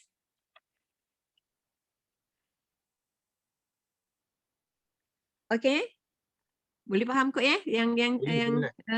okey. Okey, kita terus kepada dah 10.20 dah Faz. Itulah. Okey, Topik so yang menarik. Memang certain way tu Kak Fiza. Memang walaupun dalam muka surat dia sangat menarik untuk dikupas, difahamkan sebenarnya. Sebab yelah. sebelum ni kalau kita selalu sebut certain way, tapi kita tak tahu apa dalam tu sebenarnya, apa yang ditulis ataupun yang disebut oleh kita akan jumpa jawapan tu. Bukan senang untuk kita jumpa certain way atau cara yang tertentu untuk kita mencapai sesuatu. Macam kita punya proses sekarang. Kita target untuk kurus, untuk sihat, untuk kurus. So macam mana cara untuk kita sampai certain way, macam mana untuk kita turunkan berat kita daripada berkilo-kilo tu. Itu juga antara certain way, jalan yang kita boleh gunakan untuk kita berjaya capai penurunan berat. Itulah yang sebenarnya yang kita dalam kehidupan kita, the certain way yang perlu kita fikirkan untuk mencapai sesuatu. Okey. So kita balik ke kita pergi ke kesimpulan lah kot untuk malam ni. So kalau kita lihat jika mengikut penulis semua orang ada opportunity atau peluang yang sama untuk jadi kaya. Semua orang ada peluang untuk jadi kaya. Macam juga kita kata penurunan berat badan. Semua orang ada peluang untuk menurunkan berat badan. Tapi kita kena faham the signs of macam dalam kes penurunan berat badan, the sign of losing weight. Macam mana kita nak faham? Kita kena faham dulu apa yang drive kita untuk menyebabkan kita turun berat badan. Contohnya kan, kita kena faham dulu keperluan apa yang kita kena faham tentang badan kita dulu. Nak jadi kaya tu kita kena faham macam mana jadi kaya dulu. Macam contohnya untuk turunkan berat badan, kita kena tahu kenapa kita kena tidur. Kan? Badan kita kena rehat. Kenapa? Sebab bila badan kita rehat, sebenarnya kita bila waktu gelap je hormon tertentu dirembeskan untuk menyebabkan kita rasa letih dan kita perlu berehat. Kan? So dia akan menyebabkan badan kita melakukan proses detox kan, dan dia akan menyebabkan kita mula jatuh kepada gelombang delta. Gelombang delta adalah gelombang yang terlibat masa kita tidur yang lena, yang dalam.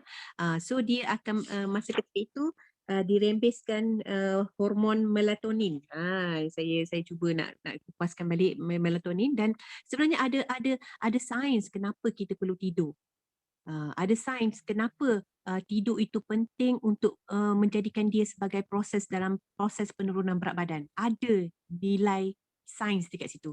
Sama juga dengan kekayaan. Kenapa kita kena ada visual yang bagus yang untuk kita jadi kaya? Kenapa kita kena bergerak untuk kita faham certain way untuk menjadi orang kaya? Sebab kita ada peluang yang sama.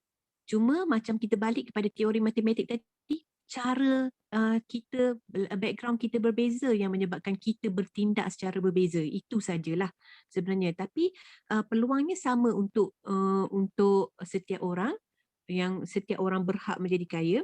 Jadi cuma dia kata permulaan untuk jadi kaya itu adalah bermula dengan bisnes di waktu tu. Apa yang kita mulakan ketika di waktu itu, dan juga apa lokasi yang kita ada, kita bermula daripada situ untuk menjadi kaya. Jadi tak semestinya kita orang kata ada talent, tak semestinya kita ada degree, tak semestinya kita miskin, kita tak boleh jadi kaya. Sebab peluang dia sama rata untuk menjadi kaya. Itu yang diterangkan dari segi conclusion yang ada dalam chapter 2 lah sebenarnya. So apa yang kesimpulan last tu Kak Fiza, sebenarnya dia lebih fokus kepada komitmen dan juga fokus kita. Kita bermula dengan apa, kita fokuskan titik permulaan kita sebenarnya. Titik permulaan yang kita dah set dalam minda kita. Dan dengan apa yang kita set tadi, dan kita jadikan itu satu komitmen kita untuk kita capai apa. Itulah yang disimpulkan dalam chapter 2 ni tadi. The certain way yang kita perlu fahamkan. betul kan Kak Fiza? Itu yang saya nampak, yang saya sampai titik akhir tu tadi. Ya. Benda tu yang kita perlu tahu. Kita perlu fokus, kita perlu bagi komitmen. Ya, betul. Jadi kita maksudnya kalau kita nakkan sesuatu tu, kita fokus kepada apa yang kita nak dan kita berusaha untuk mencapai apa yang kita nak, dan insya-Allah dia akan datang, ilmu-ilmu sains tu akan datang secara sendiri dan we can feel it. Kita boleh rasa. Just a matter of kita nak ke tak nak.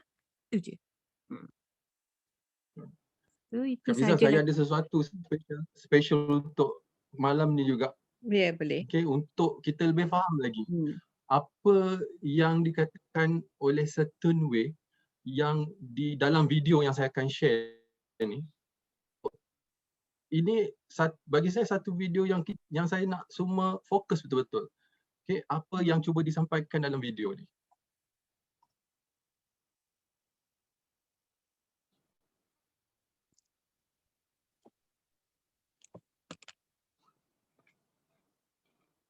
Saya ada masalah lain malam ni, insyaAllah. Right.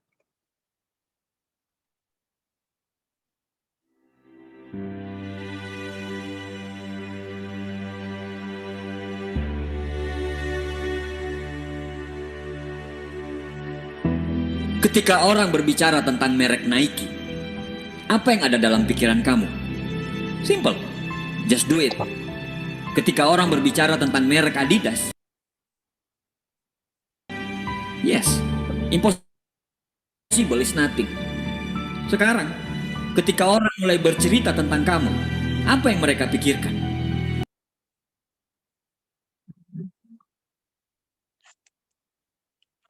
Atau seorang pecundang?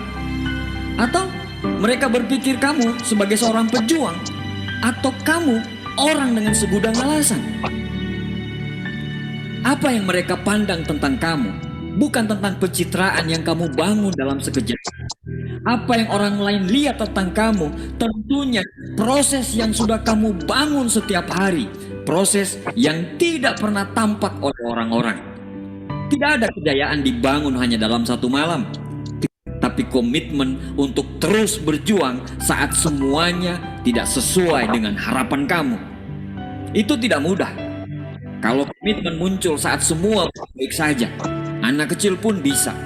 Tapi level komitmen yang paling tinggi adalah saat semua orang mengatakan tidak mungkin dan kamu tetap berjuang dalam segala kemungkinan. Ketika dan siap mewujudkan mimpi itu, jangan berharap impianmu bisa langsung terwujud. Saat kamu memiliki mimpi dan kamu mengerjakan mimpi itu, kehidupan akan menghukum kamu. Apakah kamu masih memiliki komitmen? Saat kamu berjalan mewujudkan mimpi itu, semua orang akan meninggalkanmu. Apakah kamu masih mau berkomitmen? Saat kamu mengejar mimpimu, kegagalan demi kegagalan, kerugian demi kerugian akan setia menemanimu. Apakah kamu masih setia dengan komitmen kamu? Kamu sudah sejauh ini, kamu sudah berkorban terlalu banyak. Kalau kamu berhenti, sama aja kamu membuat orang-orang yang meremehkanmu menang dan kamu kalah. Mimpimu hanya tinggal mimpi, kawan. Jadi, kenapa harus berhenti hanya karena kegagalan sementara? Tidak ada jenderal besar di bumi ini yang tidak pernah kalah dalam pertempuran. Kenapa mereka dikenang? Bukan soal menang atau kalah, tapi mereka tetap bertempur dan tidak pernah keluar dari arena pertempuran. Kawan, sudah terlalu jauh kakimu melangkah. Jangan berpikir untuk berhenti. Sudah terlalu banyak uang yang kamu investasikan untuk perjuanganmu. Jangan berpikir untuk menyerah. Kamu sudah kehilangan terlalu banyak. Kehilangan waktu, kehilangan tenaga, kehilangan teman. Kamu sudah kehilangan terlalu banyak untuk berhenti sekarang. Jangan tangisi dan keluhkan hal itu. Rasa sakitmu harus dibayar sangat mahal. Kamu harus menerima hadiah yang indah dari proses yang sekarang kamu lagi jalani. Selesaikan apa yang sudah kamu mulai.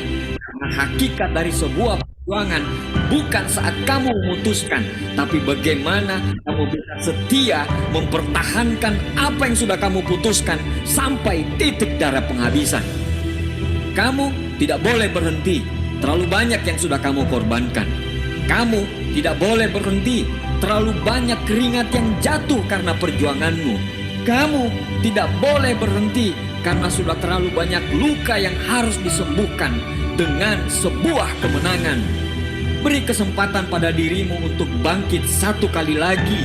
Bangun dan bangkit satu kali lagi. Saat orang-orang bertanya, kenapa kamu selalu semangat? Katakan pada mereka, bara itu masih tersemat dalam dadaku. Api itu masih bersemayam dalam diriku. Matahari itu masih terbit dalam hatiku. Dan letupan itu siap meledak dalam duniaku. Karena mimpiku hari ini adalah kenyataan esok hari.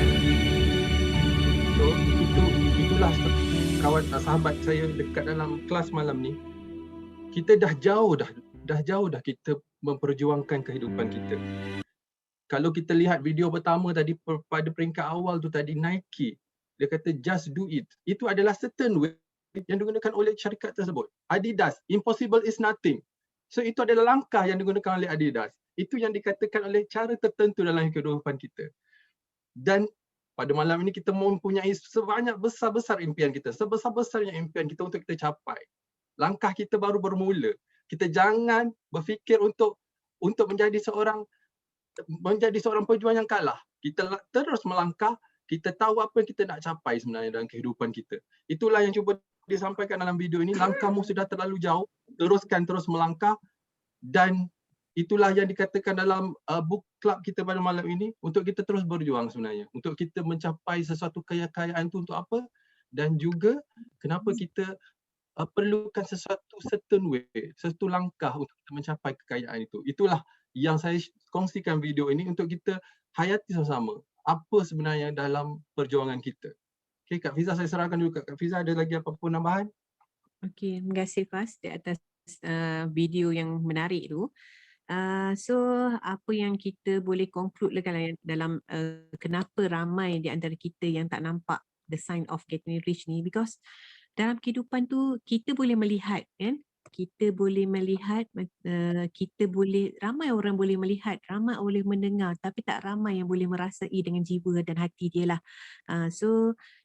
Memang buku The Sign of Getting Rich ni terlalu tinggi dia punya value dia dan juga makna yang terselindung di sebalik penulisan Wallace ni. Bagi saya memang dia seorang yang bijak lah untuk mengukir satu ilmu yang ditinggalkan untuk kita yang sebagai pembaca ni, untuk kita fikir balik, untuk kita fikir dan memahami setiap baris kata-kata dia sebenarnya. Bukannya kita boleh baca and terus faham.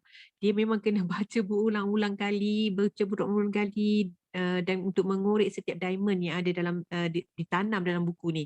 So saya rasa saya memang menggalakkan semua orang to have this book lah, untuk ada buku ni. Boleh nampak tak? Okay.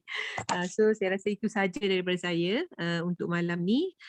Saya mengucapkan terima kasih di atas peluang yang diberikan pada malam ini, dan saya mohon maaf sekiranya ada apa-apa yang mungkin tertinggal dari segi kupasan dan sebagainya.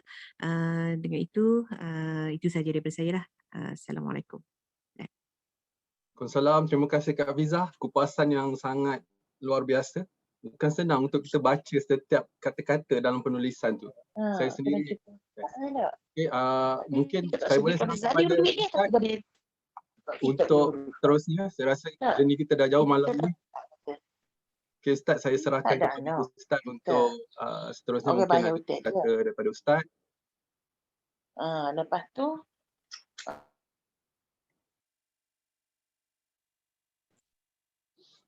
Okay, bismillahirrahmanirrahim. Kalau ada orang lain silakan dulu. Ke nak saya juga terus. Tapi memandangkan masa dah 10.34, kalau boleh habis awal lagi bagus. Kalau ada nak komen sila ruang di ruang komen lah. Dan Assalamualaikum Ustaz. Silakan. Saya ada dua soalan yang saya nak tanya. Silakan. Soalan pertama saya tujukan kepada Kak Fiza lah. Tentang tajuk kita malam ni. So soalan dia senang saja. bagi Kak Fiza kan, apa definisi Kak Fiza tentang kaya? Bahasa yang paling mudah lah. Adakah kaya harta benda, kaya wang ringgit ataupun sebagainya? Nah, itu soalan pertama untuk Kak Fiza. Dan soalan kedua saya tujukan kepada Ustaz Man. Ustaz Man? Okey, silakan. Boleh, silakan. Soalan kedua. Ulang, tak keluar suara.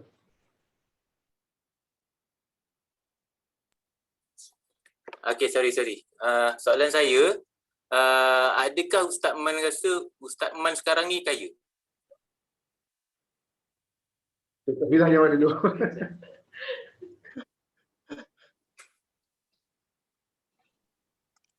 Itu saja. Silakan Kak Fiza jawab dulu. Okey, bismillahirrahmanirrahim. Terima kasih Coach Azli. Saja kan soalan tu kan. Okey, so kalau definisi kaya tu sebenarnya kan, dia kena, kalau dari segi definisi yang saya nak lah, tentang diri saya, kenapa saya nak jadi kaya dan apa yang saya faham tentang kekayaan tu. Sebenarnya dalam apa-apa pun kita kena kaya jiwa dululah. Kita kena kaya jiwa, sebab daripada jiwa tu kita ada perasaan simpati, kita wujudkan rasa kasih sayang, kita rasa keinginan nak tolong. Dan bila kita ada kekayaan jiwa tu, kita akan mula berfikir macam mana aku, kalau lah aku jadi kaya kan, baru kita daripada soul tu dia akan bawa kepada minda, oh aku kena jadi kaya ni, kenapa aku tak jadi kaya, apa yang patut aku buat jadi kaya. So kita akan mula menggerakkan apa segala lagi, sebab apa benda pun dia akan bergerak seiring kan, macam kita kata dalam penulisan buku ni. Jadi bila kita ada kaya jiwa, dia akan ada satu, kita akan kaya minda, dan bila kita kaya minda, insya-Allah kita akan kaya secara fizikal.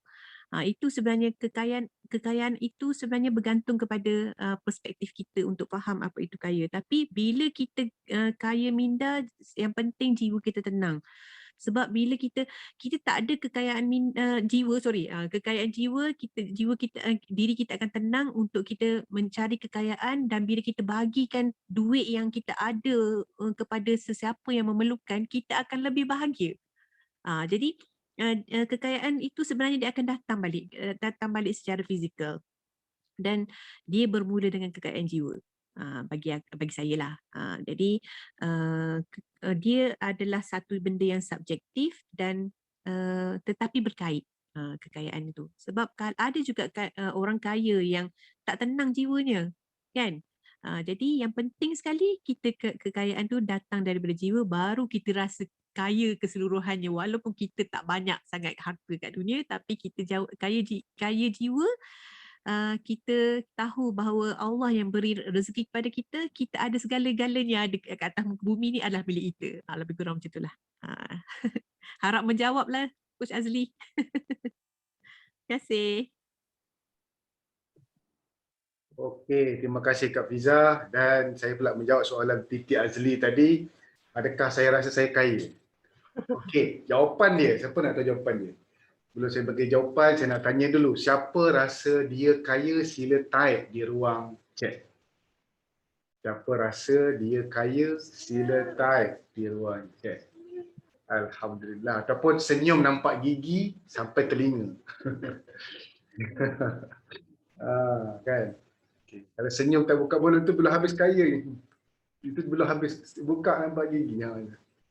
Amalkan, praktikkan selfie dengan senyuman. Baik, alhamdulillah, masya-Allah.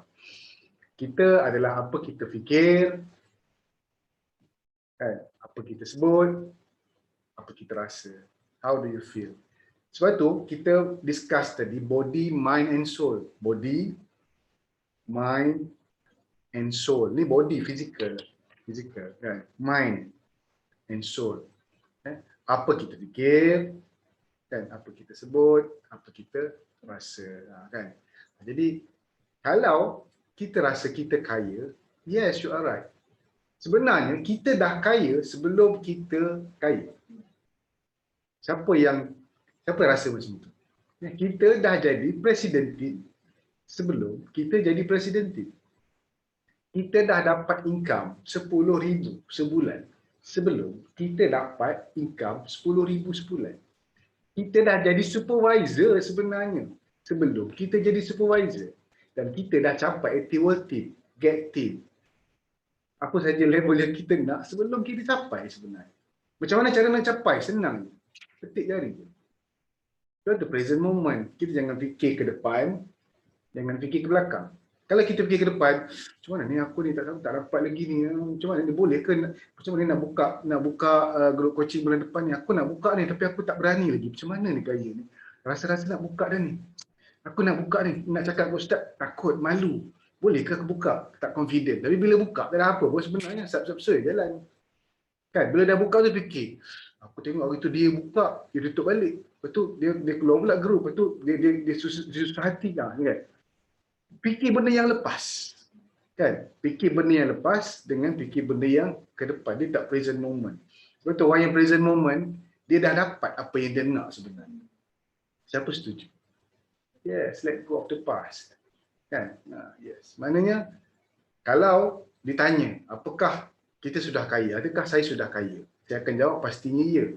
Sebab rezeki Allah itu abundance. Abundance. Sebab itu, bila Kak Fiza sebut, Bang Faz nyatakan pasal, kita kena besarkan kontainer. Bila kita sebut rezeki Allah ni abundance. Abundance mean apa? Berlimpah, mewah. Kalau kita pandang laut, rezeki Allah seluas lautan.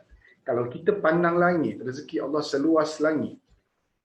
Tapi kita ambil rezeki Allah tu dengan apa? Kita ambil rezeki Allah tu dengan apa?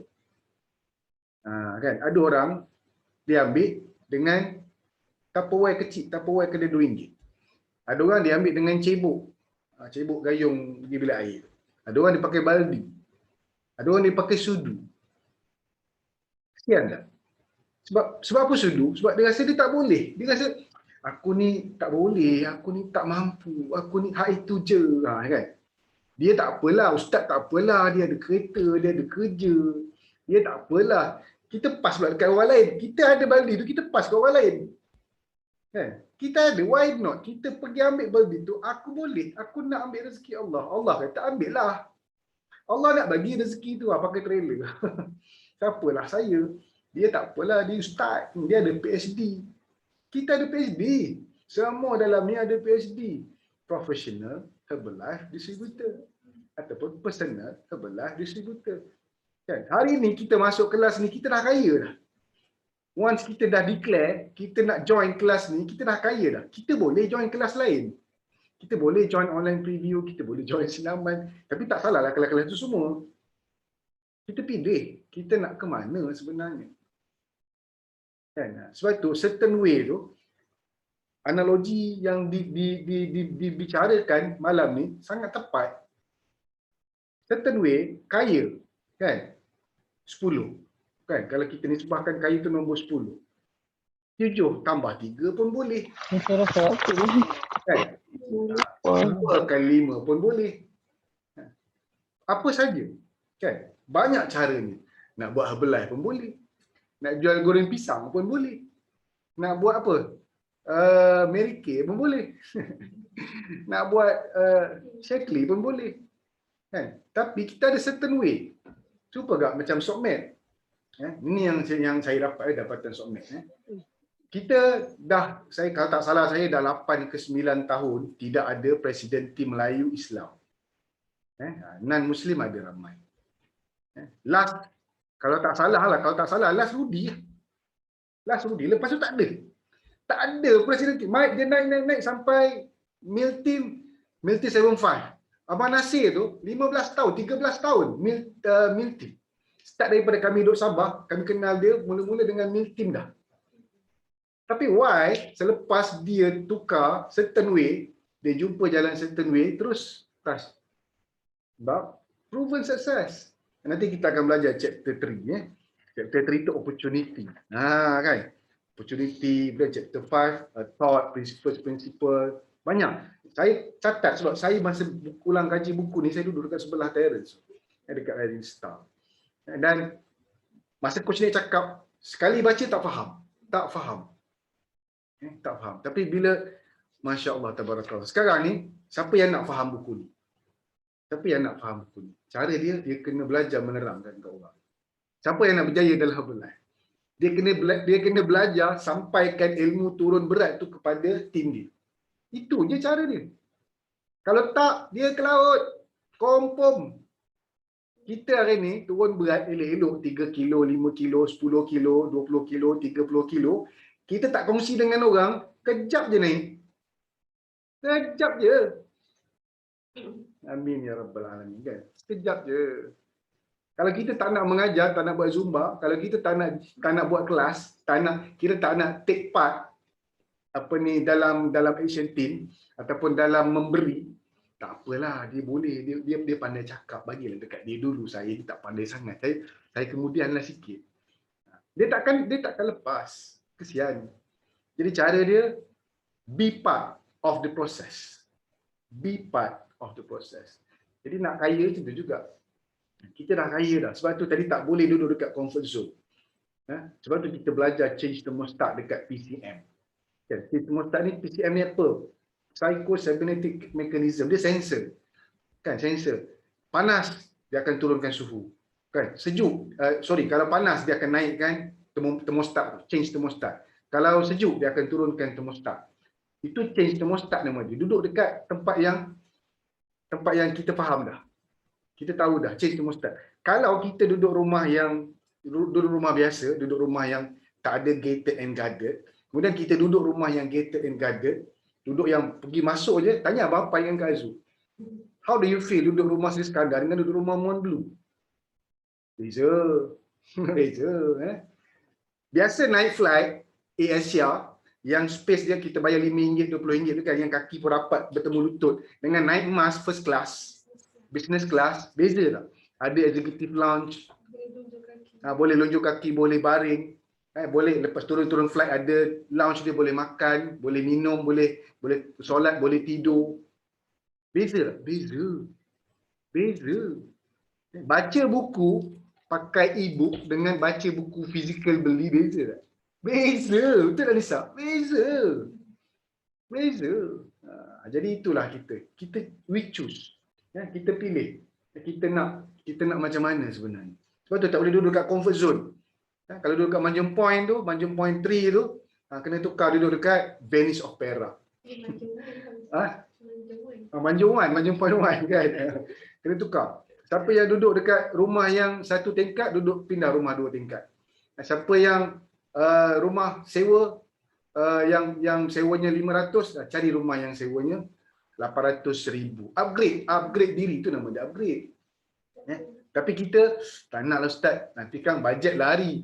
Belum buat lagi kita dah minta dan kita dapat. Bajet lari, belum pindah dah lari dah. Bajet tu akan lari awal.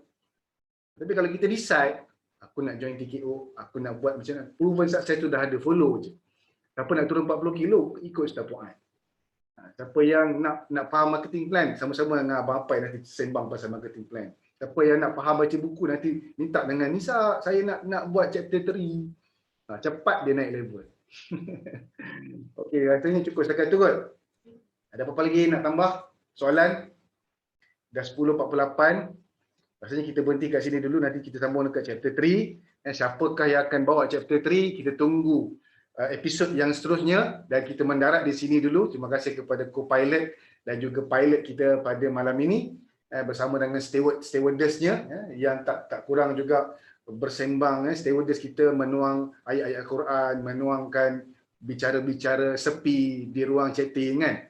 Dan pastinya bicara-bicara sepi tersebut memberi makna yang banyak kepada kita. Dan terima kasih yang on video. Saya nampak wajah-wajah anda dah screenshot dah masuk dalam grup. Nanti share ke refleksinya. Dan terima kasih kepada yang tak on video tapi sentiasa sedia mendengar sehingga ke pesawat kita mendarat. Cukup setakat ini dulu, boleh tak saya nak minta UFO ambil berkat sikit untuk kita tutup dengan doa. Silakan Al-Fadhil Ustaz UFO. Bismillahirrahmanirrahim. Ila hadratin Nabi Mustafa Rasulullah sallallahu alaihi wasallam wa ala alihi wa ashabihi wa dhurriyyatihi al-kiram. Wa khususan li kulli hajatina wa anta a'lamu bi hajatina ya arhamar rahimin ya mujibas sa'ilin bisirril Fatihah. A'udzu billahi minasy syaithanir rajim. Bismillahirrahmanirrahim. Alhamdulillahi rabbil alamin arrahmanir rahim maliki yaumiddin. إياك نعبد وإياك نستعين اهدنا الصراط المستقيم صراط الذين أنعمت عليهم غير المغضوب عليهم ولا الضالين آمين. اللهم صل على سيدنا محمد عبدك ونبيك ورسولك النبي الأمي وعلى آله وصحبه وبارك وسلم تسليما كثيرا. أعوذ بالله السميع العليم من الشيطان الرجيم. بسم الله الرحمن الرحيم. الحمد لله رب العالمين والصلاة والسلام على أشرف الأنبياء والمرسلين وعلى آله وصحبه أجمعين. اللهم اغفر لنا ذنوبنا ولوالدينا وارحمهم كما ربونا صغارا ولمشايخنا ولمعلمينا ولمعلماتنا ولإخواننا ولأصحابنا ولأزواجنا ولأولادنا ولجميع المسلمين والمسلمات والمؤمنين والمؤمنات الأحياء منهم والأموات برحمتك يا أرحم الراحمين. اللهم صل على سيدنا محمد صلاة تنجينا بها من جميع الأهوال والآفات وتقضي لنا بها من جميع الحاجات وتطهرنا بها من جميع السيئات وترفعنا بها عندك أعلى الدرجات وتبلغنا بها أقصى الغايات من جميع الخيرات في الحياة وبعد الممات وعلى آله وصحبه وبارك وسلم تسليما كثيرا. اللهم إنك تعلم أن هذه القلوب قد اجتمعت على محبتك والتقت على طاعتك وتوحدت على دعوتك وتعاهدت على نصرة شريعتك فوثق اللهم رابطتها وأدم ودها وحدها سبلها واملأها بنورك الذي لا يخبو واشرح صدورها بفيض الإيمان بك وجميل التوكل عليك وأحيها بمعرفتك وأمتها على الشهادة في سبيلك إنك نعم المولى ونعم النصير. اللهم إنا نسألك علما نافعا ورزقا طيبا وعملا متقبلا وشفاء من كل داء. ربنا آتنا في الدنيا حسنة وفي الآخرة حسنة وقنا عذاب النار. اللهم اجعل جمعنا هذا جمعا مرحوما وتفرقنا من بعده تفرقا معصوما. ربنا تقبل منا إنك أنت السميع العليم وتب علينا إنك أنت التواب الرحيم ولا تؤاخذنا بالعظائم والجرائم يا كريم. دعواهم فيها سبحانك اللهم وتحيتهم فيها سلام وآخر دعوانا ودعواهم أن الحمد لله رب العالمين. تقبل الله منا ومنكم. Terima kasih tuan-tuan kerana memilih penerbangan TKO. InsyaAllah.